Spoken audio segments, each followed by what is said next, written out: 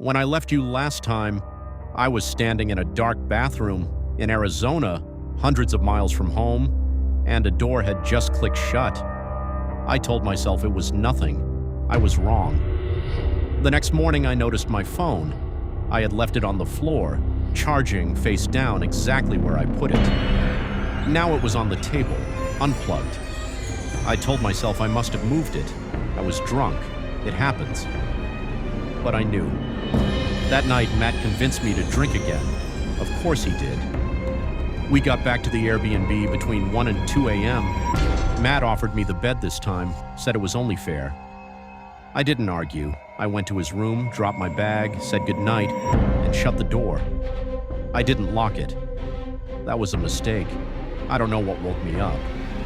It was the kind of waking that happens when a sound pulls you out of sleep before your brain even registers it. I reached for my phone.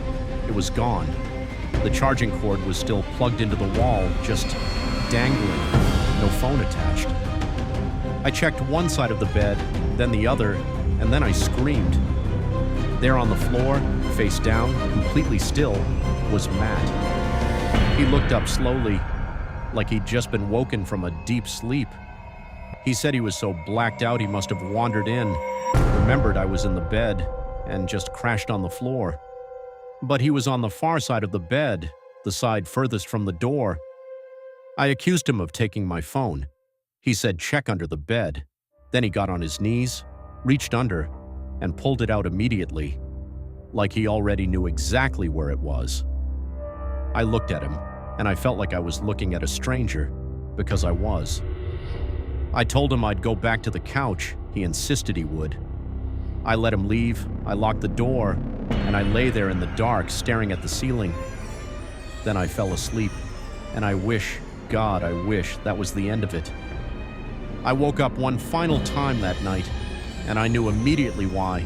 At the foot of my bed was a silhouette, just standing there, not moving, not speaking. Matt. He sat down on the bed and started rubbing my foot. I screamed. He didn't move. I physically shoved him out of the room. He didn't say a word.